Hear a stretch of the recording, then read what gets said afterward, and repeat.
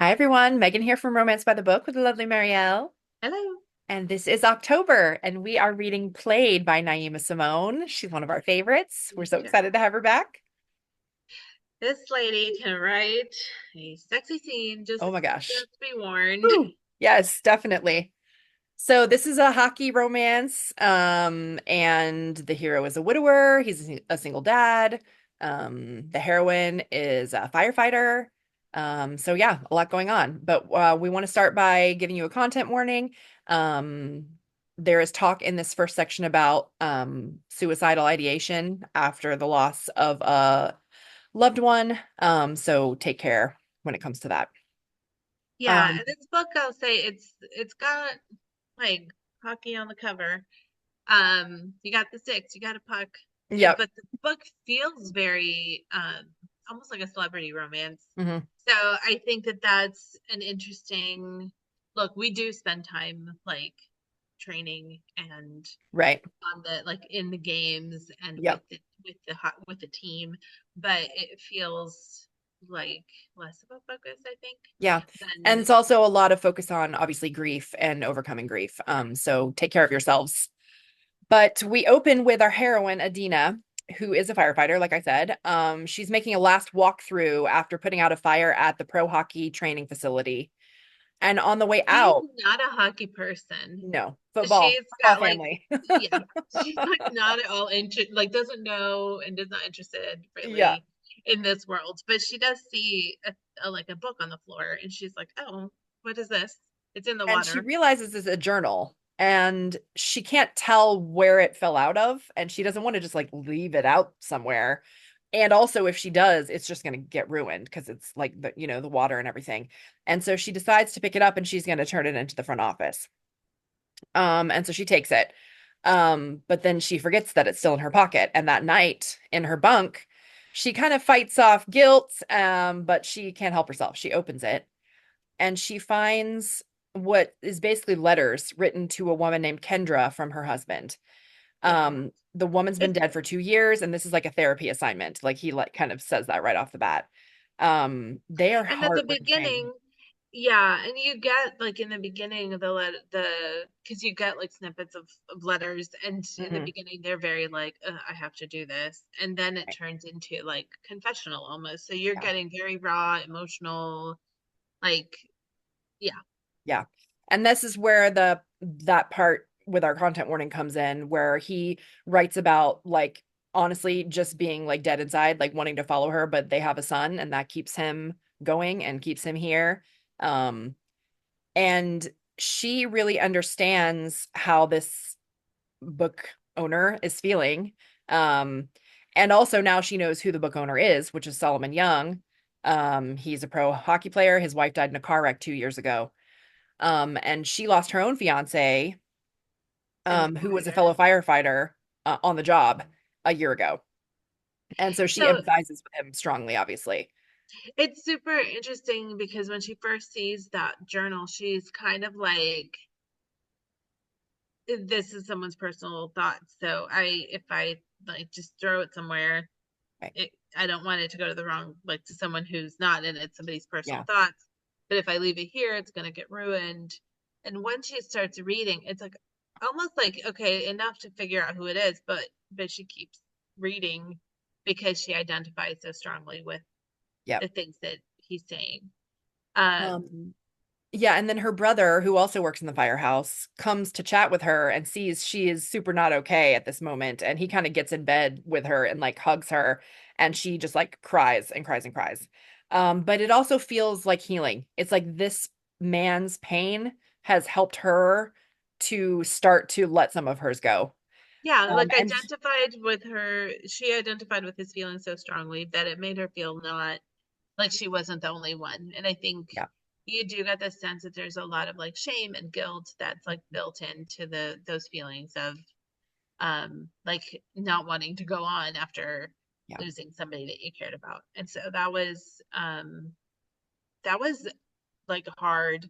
And I think yeah, that yeah, to be aware, like it's good to be aware that it's there, but also I thought it was a really I mean, I kind of a special thing to find in a novel that's like obviously about them moving on and like being able to be in new relationships, Yeah. but to see like the like how hard it really is to Yeah. even start down that road. And Um, she just feels the like need to thank him somehow, but she doesn't know how to do that. he also is like, I can't hand this to anybody that's not him Yeah. because no, Nobody like else can no see one. this. It's probably not good that even I read this. So Right. Yeah, no, she knows it's not. So Solomon is sleeping like crap and playing like crap. Like things are not good. He and his coach kind of discuss it, but he's been up in his head about this missing journal because after the fire, everybody went in the locker room and got all their crap and it was missing. And he's like, "Oh my God, did it get destroyed? Does somebody have it? Like what's going on?" yeah, and Um, part of it for him is like he's written all these very personal. It's like it was to him like a thread to his wife, yeah, and so losing it is is like a weirdly emotional thing. Like he and it's in the book. He's in like in our reading. yeah. He's kind of like I didn't even want to write this book, and now here I am, And now I'm like, "Oh like God, fully where are they?" attached, can't sleep because it's not here. Yeah.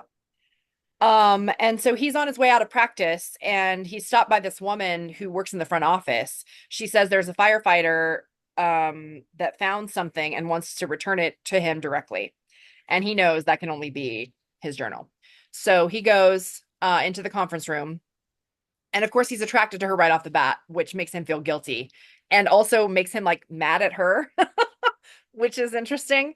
And so Feelings she, don't make sense, and in this case, yeah, he's aware that it's like not a not thing fair, that but that's still how he feels.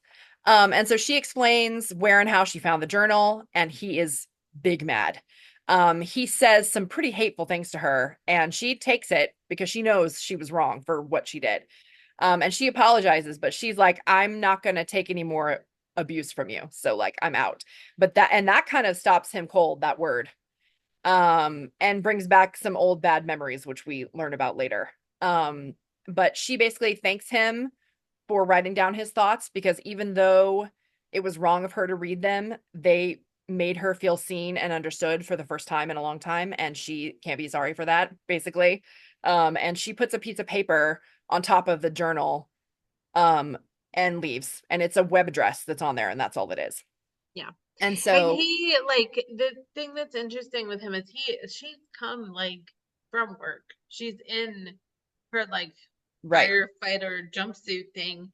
And so it's like it's not like she's there trying to be sexy. right, no, She not at all. but he and I think that makes it like more irritating to him that Right, he's like like she's in some really like cargo attracted. pants and like a shirt with that says the fire department on it. And he's like, "Why is this hot?" Like, I don't understand. Yeah. And then Because she's hot. she reaches into her back pocket for that paper. Yeah, She and she is very like, I know I shouldn't have read this. And I think yeah, it's interesting because she does not try to defend herself at no, all. no, she knows it was And wrong, but also it helped her, and she wants him to know that. yeah, well, and she had to look at it to figure out who he was. Yeah. But she When she doesn't did say, she's like, your name wasn't in the front. Like, I might have been able to stop there if it had your name on it. I could have just like, it's like but this she book doesn't belongs to blank. try yeah, but she doesn't try to pretend like No, she only read the whole thing because she was trying to figure out yeah, who he was. no, But and he it's like he knows that he's being mean. a dick and Yeah. he like but he's just like one he can't bring himself to like care enough Mhm. to pull his punches, but Yeah. also he's so like irritated that he is attracted to her, that she On top of the fact that he is already upset that anybody else in the world has read these things that he's written. yeah. Like he never wanted that. Um, so yeah, see, she's in the car on her way back to work and she's talking to her best friend Noni, who is hilarious. And she's thinking about what she left for him, the website address. It is her private online journal. So basically it was sort of a tit for tat, like here, you can read this if you want to, since I read your words. But she Yeah. doesn't tell Noni about it, and she's not really sure why. She doesn't mention it. And she didn't tell him what it was either. No, And he was about to crumple it up and throw it away, but for some reason was like, four. he didn't. Yeah. So the next day, Adina gets to her parents' house for family dinner. and is stopped by somebody saying her name, and it's Solomon. Oh no, I'm sorry. It's been 2 weeks since she saw him at the hockey rink. And Jared, who is her godfather, who also works at the fire station, um gave Solomon her dad's address and was like, she'll be there, but only after being promised tickets to the next 4 home games. And she's like, oh, so it only took 4 games for him to sell me out. Good to know. Yeah. And so he's come to apologize and bring her a signed jersey. It's signed by the whole team. Um, Hilarious, and she cares nothing, not at all about that Again, team. football family, not interested in hockey He even is remotely. like, if she's like, I guess I could sell this on eBay, but he sees it on her face, and he's like, you better not He's like, that better not put show up this on up on eBay. And she's eBay. like, and so just then another man gets out of a car and she With knows it is the flowers. 12th setup from her mom that her mom has laid on her in the last year. And she is just like, ugh, I cannot deal with this right now. And so she split second decides to say that Solomon is her boyfriend and I basically mean, but begs not him after with her eyes to play along. that guy was gushing all over him. Oh yeah. It's He's like, let's do a fanboying hard. selfie. I'm gonna post this right now. Like he's completely. And so when her mom comes out and is like clearly like, don't you need to meet my daughter? Uh, Yeah, Adina's like, we're not. No, I cannot do no, this. we're not doing this. And Yeah. Solomon is he goes with it, even Yeah. though I was fully expecting him to be like, no, ma'am, I'm out. No. Yeah, I He gives agree. no reason to stay except that Yeah. he just does. And I think it's just curiosity, I guess, Yeah. because he goes in there to have dinner with the family and it's a little bit awkward because Oh yeah, it's it's like a not going well. fanboy, but Her also was supposed to be her Yeah. her Well, date and her date. brothers are like getting offended because of her supposedly date like fanboying all over this hockey player, which of course they're a Patriots family, like they do not care about hockey. And Solomon is kind of like agreeing with the stuff that Kyle's saying and and her brothers are like, mean mugging. It's very funny. And her Um dad also is not a fan. Like yeah, it's no, very funny. The mom it is. is like intrigued by him. I think the Yeah. brothers are kind of like, who is this guy again? Yeah. So there's an interesting dynamic happening. But Solomon's having his dinner and just Yeah. playing along And ish. so she realizes this is like turning into a train wreck and she needs to get out of there as quick as she can. So she excuses them before dessert and is like, okay, gotta go by. So they go to this local dive bar for a drink. She kind of shows him around town or whatever. And she thanks him for going along with the ruse. And he says he read her journal. Oh, Um, I guess we should mention they're in Rhode Island. yeah, Like and yes. this is this is a fun little setting. So they're in Rhode Island, Yeah, it is. which is a tiny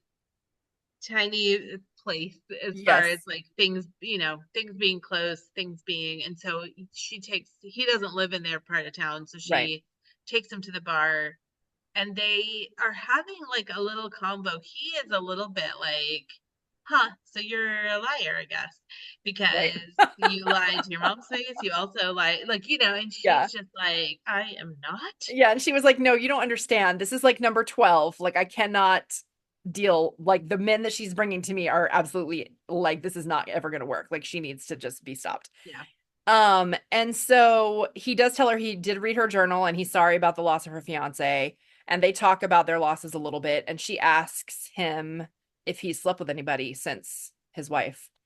And he says that he has. And she asks what it was like how he knew that he was ready. And he tells her that after the first time he literally threw up. Like it was not good. But and it fucked him up emotionally for a while. Like he was clearly not ready, even though he thought he was or whatever. It felt like he needed to be. And Um, he dealt with it the way he describes it. It's like he's dealing with it as like, I need to get off and the things like my current choices have not been working, so I'm gonna just find some person. And right. it's very clear about how these women did not mean anything Yeah. and that the situation like it was And that he was flipped. clear with them, like this is what this is, and that's it. And And very much like I don't even remember anything about them. I yeah, didn't like he did not even take the time to really, Like like he he was probably doesn't not even know their investing names. any kind of time or anything. This was not Yeah. any kind of relationship. They just went to a hotel, did the Yeah. deed, that was it. And he's like, And it's a process. Like, obviously, that was the only time it was that bad. Like after that, it was easier, but like it's still not good. You know great. what I mean? Yeah. And she And says that she's never like had any kind of intimacy with anybody since her fiance died, yeah, which he's kind of like, oh, right. Well, and okay, of course it's been half as long. Like it's only been a year for her. It's been 2 years for him. But when they go out to their cars, um, she asks him if he'll kiss her.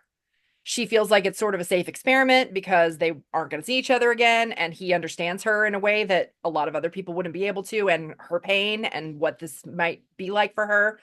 And so he does kiss her, and they both see, get it's way funny because she's very like, you don't even like me. right. You're not gonna like, we're not We're gonna not going to see see each each other other. It's again. fine. Yeah. And it's It's safe. like, It's safe. mm, So he kisses her. They both get way more into it than they meant to. But his they guilt are starts to become, outside. yeah, they're They are outside the bar outside. in public. And his guilt starts to be overwhelming. And he pulls back and he literally like wipes off his mouth, which she even says, really? Like, ouch. You know what I mean? Um, and it's basically like, oh, I'm sorry, did you get too into that, you dick? Like, like, And sorry, he you're did. I yeah, he mean, that did, absolutely. 100% is what happened. He Yeah. got so into it that he all of a sudden was like, oh no. And then he treated her like mean. And she's like, you're cruel. Like, I can't believe. Like, I should have known from the way you talked to me the last time we met Last time. that it would Yeah. be like this. So she leaves. It's really sad, honestly. And so 2 days later, she gets to work at the fire station and she can't stop thinking about this kiss. And then at her locker, the guys have taped up photos of them kissing. And she's like, oh God, like that means there's photos out in the world of us kissing. Like, holy shit.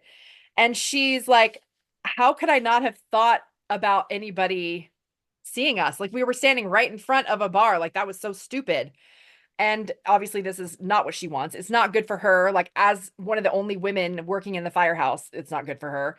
And on top of And that, she has like her family works in there with her, which right, means that like even though it should feel like a protection, it just right. makes her feel like she needs to like mind her P's and Yeah, Q's. That's the exactly. expression.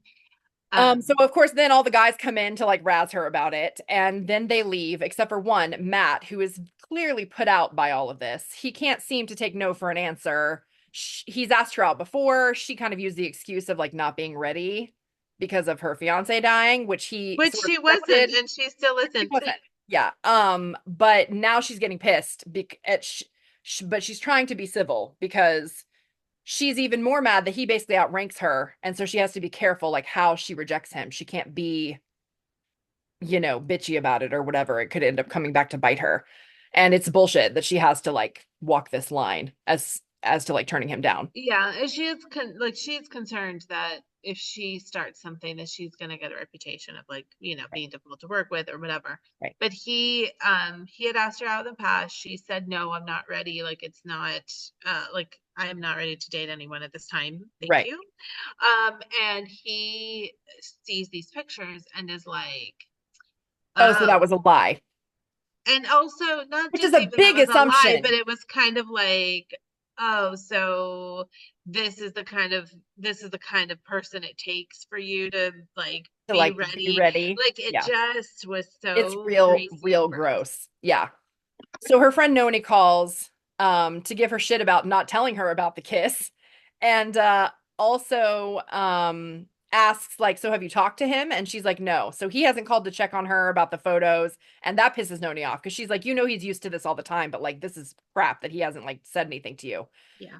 And so speaking of which, all day long, paparazzi's like following her out on calls for the next 24 hours. And then when she walks out to her car to go home at the end of her shift, there's another pap sitting across the street and she can see him. And so her brother Malcolm comes out to like walk her to her car, and they find a bodyguard there sent by Mr. Young to follow her home so that she's safe. Um, and his name is Graham. And so he hands her the phone. and it's Solomon, and he's like, listen, I'm out of town on a road trip for, of games, like I can't be there, but like please, Graham is the best, like just let him take care of this, right? And so she is a little bit bratty about it, but she agrees to like let Graham Reluctantly, she do his job. deigns to have Graham come along. And Yes. Graham, um, quietly smirking at her interaction Yes. with Solomon, like, because Yes. he's kind of pushy and she's very like, you are a jerk. You're a dick, Always but have fine. been. Why are you Yeah, doing this? But yeah, and so it's kind of cute to it see is. It's funny. that. So Graham follows her home, and there's more people at her house, and she starts to get kind of freaked out. And so of course he helps her out of her car and into the house. And then Solomon calls again, and he apologizes and like basically takes all the blame. Like I I am should the have known reason better than why this. there's pictures of us. Like I should have been more careful. Like I'm sorry. Um, and she asks if he's okay and if his son is. And he says, his in-laws have kept the kid off socials, and so hopefully he doesn't really know anything. And she does clock that he calls them my in-laws, not like my wife's parents or my His kid's grandparents. grandparents, like my in-laws. And she's like, oh, okay, well, clearly that's still Like a, he still feels a thing. married, is what the thing is. Yes, And he absolutely. Message received, she thinks. So a week later, he's home and he arrives at his in-laws to pick up his kid. And the kid's already in bed. So they invite Solomon to stay over and like then have breakfast in the morning before they go home. And he really wants to sleep in his own bed, but he feels like he can't say no. And so he agrees to stay. Yeah, And when that's you're starting to reading annoy it, him. like they're really he's very aware of like how helpful they've been since his wife died, but Mhm. there's stuff that like grates, and that's And one of it's them that starting to like, grate. Yep. and it's one of them is because like the mother-in-law invites him to stay, but also she's already prepared She already planned everything for him as to if stay. he's staying. And Yes, when without he asking. initially says like, "Oh, I don't know, I thought I might go home," she's like, "Oh, but Khalil's He's already in bed asleep," for and an hour also, and yeah. yeah, like so there's like a gentle pushing Yes, that there's definitely he, some manipulation happening there. yeah, and Um, he so he knows, he just is yeah, kind of like, well, they've been so nice, and it's right. like, And what's the he knows point? it's happening, but he doesn't really know what, if anything, he can like do about it.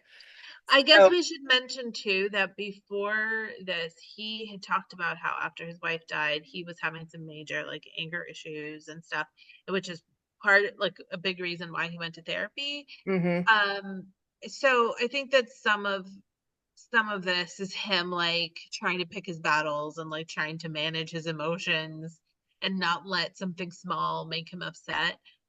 yeah, But I was like, but maybe this is a reason to like put your foot down. He yeah, just he just wasn't at that point. yeah. And he goes upstairs to check on his boy who's in bed.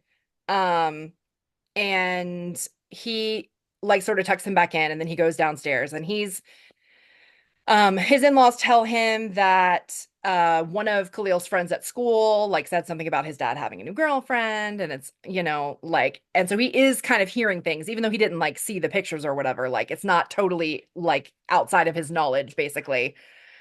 They Um, do seem like they're a little bit chastising, and they're kind yes, of like, definitely. we can't block him from everything that you do or whatever. And it's Right. like, okay, like he Yeah. hasn't really done anything up No. until this point. So And they're very like writing Adina off as kind of a non-issue though. And though Solomon didn't really have plans to see her again, like they don't know that. They're making a lot of assumptions, and that doesn't make him happy either. yeah. And And he's he starting does to get, tell them that she's yeah, not anybody to yeah, him. no, Like, we don't have a relationship that's, long lasting or whatever. But right, at the same time, it irks that they're yeah, making, like, it's almost like they've decided for him. right. And it's another thing that he doesn't know how to push back on, basically. And he's thinking to himself, like, I need to go to bed before I like run my mouth, basically. And because not only is this guy his father-in-law, but he's the team owner. So like there's only so far he can push certain things. So in the morning, his son comes in. It's a sweet scene. He like jumps on the bed with him and everything. And his mother-in-law sort of tries to insert herself a bit, but he's missed his kid and he's like, I'm gonna help him get ready. Like, we're good, basically. Um, and he has practice, and then he brings him to practice, and then they're like gonna like go to the children's museum afterward or whatever. So after practice in the car, Khalil asks him, like, so do you have a girlfriend? And he's like, no, just a friend that's a girl. And in his mind, he's thinking, like, that's so dumb, but like the kid's 5, so you know. And he's like, oh, but she's a firewoman, he says to the kid. And of course, the kid is like, what? Because he's like super into firefighters. And that gets his attention, obviously. And he wants Solomon to call her and ask if they can come by the firehouse. And Solomon is like, oh shit. And that's pretty much the end of Yeah, chapter 7. So very cute kid. yes. Also, like I guess as much as his in-laws are manipulative and pushy, he sure does know how to how to get what he wants. The kid. I mean, Yeah. like he's cuter, but he's also just as like He's insistent. he's scheming. Yeah. So yes, come back next week. We'll dig into the middle part of this book and we'll see you over on YouTube. Yeah, see you then.